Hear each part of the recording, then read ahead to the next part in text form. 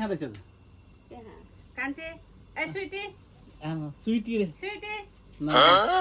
अनि डेढ बेसी ओखर नखाऊ झन् ओखर खानु हुँदैन नि त आमा म्याडमले फेरि त्यसको छोराको लागि खेलाउन ल्याइदिएको छ यार आमा हेर न गाह्रो छ साथीहरू गाह्रो छ कतारको 50 डिग्रीको घाममा आमामा हप हप एकदम यहाँनिर त अब पानी खानु कमी भएकोले गर्दाखेरि अहिले पुरा एकदम बद पोल्दैछ त पुरा के हो किडनी सिडनी उडिसक्यो क्या हो किडनी उडेको क्या हो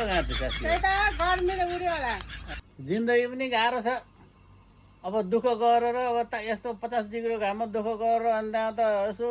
पैसा रुपियाँ जमा राख्ने त्यहाँबाट लास्टमा किडनी उड्यो भनेदेखि लास्टमा अन्त पैसाले के अरे डायलिसिस गर्दा गर्दै जिन्दगी त बराबर स्यापकोटा भनेर छ अनि भित्रको अनि त्यहाँ त विदेशमा काम गर्नु यत्रो गरममा गाह्रो छ अब मलाई गाह्रो छ हेर पुरै डाइरियाले के हो पा भनेर म्याडमले फेरि आमामा यस्तो देखे गर्छ नि त जे पायो त्यही बासी खानाहरू आमामा यो कति दिनको सन्चो छैन टिकटक बनाउ न आउले बनाउँछु यहाँ भुडी दुखेको बेलामा अहिले दिन सुत्छु बरु बनाउ ल छिटो पानी हाल्नु ल त्यहाँ बनाउनु गरिदिन्छु ल पानी हाल्नु टिकटक बनाउनु बनाउँदैन भनेर सुत्छु काम गर्नुपर्छ दुखी आत्मालाई दुखी आत्मा होइन तिमी ए दुखी आत्मा होइन म दुखी आत्मा सुखी म दुखी आत्मा हो नि त दुखी आत्मालाई अब के गर्ने काम गर्नुपर्छ गाह्रो छ हजुर गाह्रो छ